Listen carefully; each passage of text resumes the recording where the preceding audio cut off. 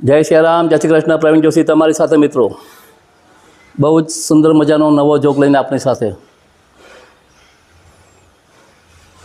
College में प्रोफेसरे पूछ्यु रामायण अने महाभारतनो मूलभूत तफावत शुं छे।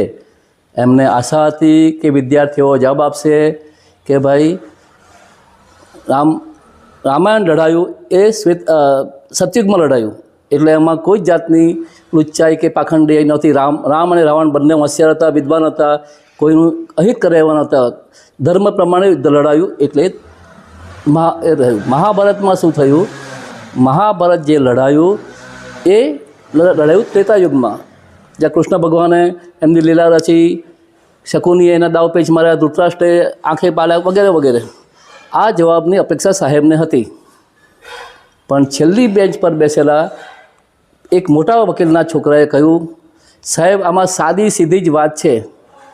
रामायण ए सीताजीना अपहरणनो किडनेपिंगनो सीधो ज केस बने छे, एटले रामायण जे छे किडनेपिंग पर आधारित छे।